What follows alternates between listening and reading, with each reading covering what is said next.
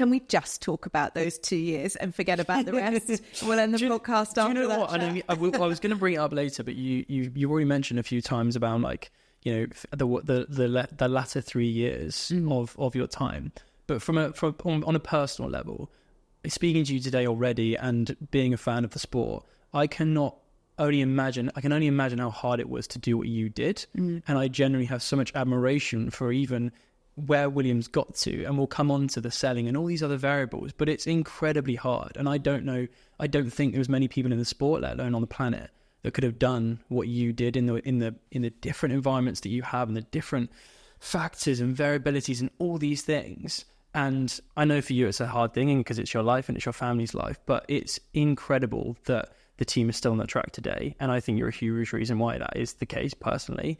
And yeah, I wanted to say that because you mentioned a few things that I know it's hard for you to talk about because it's the past and it was difficult, and we can talk a bit more about 2014 and 2015, but even past that, like it's motorsport, it's so difficult. And there's loads of things I don't even know about your time yet, and I will never know, but it's amazing that the team is still there. And I think you're a reason that they're still there. So I wanted to say that. I appreciate that, but I don't don't see it like that. I know you.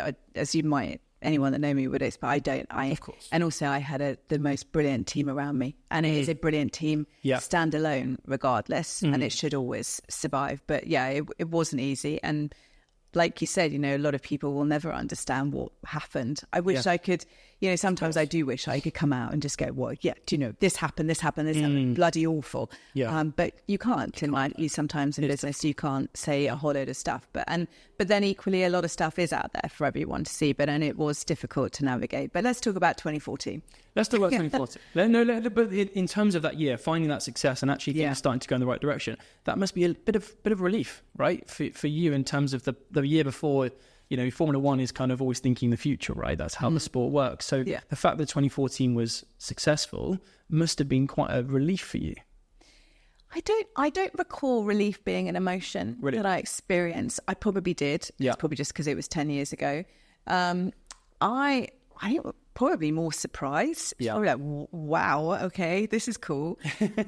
This is really unexpected. Yeah. And probably a little bit was like, well, this is easy, which is a misjudgment. What's everyone complaining about? Yeah, exactly. Only in total right. Yeah. No, we made good decisions. Yeah.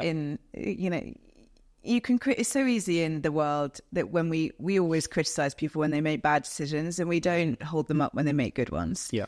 But we made good ones in 2014, and that all conspired to some great successes for the team in 2014, and then on in through to 2015. And we had a great year, and it was, I suppose, if I look back on it, it was a relief, because I think if it had been really hard in the beginning, then what would that have looked like for me, particularly with the voices and the critics that were saying, well, boss's daughter and woman and blah, blah, blah.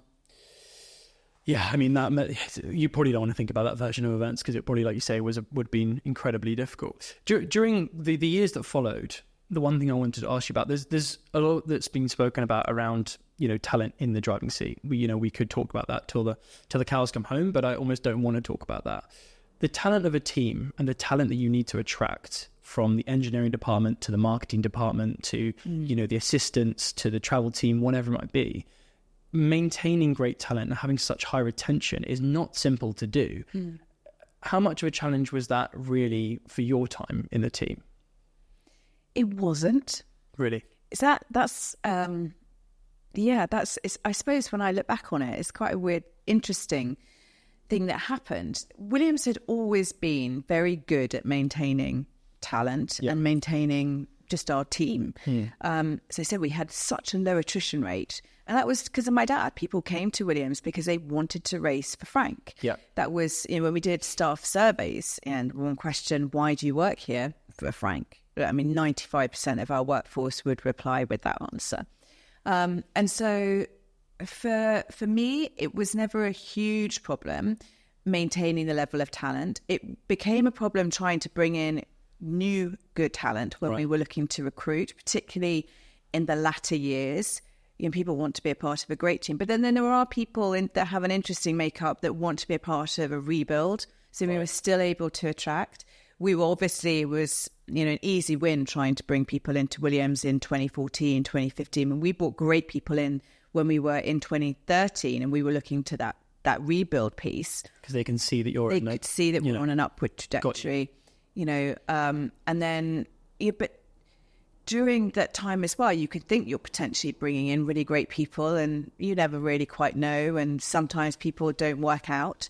But we never really lost a lot of people. And one of the greatest highlights of those awful 3 years that I refer to is that we really lost so few people in that period, and particularly 2019, that was bad. We didn't lose one person from our race team. Really? From our race team, these people that we are asking, not a single person. Are there maybe one or two? But we didn't have a mass exodus. I personally would have thought it'd be 20%, 30%. Nowhere near. So I thought we'd have the same. I was like, my God, how are we going to keep people? And these are really good people we've got, and yet we didn't lose them. And I think that says quite a lot, because those people, particularly on the race team, you are asking them to travel. At that time, we were doing 20 races. We were asking them to go to 20 races, knowing that they were going to qualify last and finish last. Yet they were still going to have to put in the effort to go to those qualifying and race sessions. And they turned up. They turned up with a smile on their face, and they fought in each of those sessions across the whole race weekends like they wanted, that they were going to win. That's very mentally challenging to do, isn't it? Right? Extraordinary. Yeah. And it was those guys and girls that they were the ones that inspired me and kept me going through the last couple of years of my time, because it was extraordinary to watch their motivation. It was inspiring to watch their motivation. And they never gave up on us. They never gave up on Williams. And that was just, it was a great thing. Yeah. So kind of leading up to that, I guess, the team needed to be sold, or you were looking to sell it. That kind of period of time, you were obviously looking for the right buyer, right? That was a big part. I remember you saying that quite a few times from the kind of TV and media stuff. Yeah. That process must have been a very difficult 6 months, of course. But what were you looking for in the right buyer when you said that? Good, you just triggered a memory. I remember when I used to go to the press conferences, and for those awful press conferences, the team principals used to go. And for some reason, you're sat on the stages. Yeah. For some reason, there was always the question, in like 2018, I think, I was always asked, are you selling the team? Are you selling the team? There was rumours circulating. And at that point, there was no way that it would have entered my head. No, I used to came from really angry about it. Really? The for sales, I think my stock answer whenever do you see a for sale sign outside our motorhome?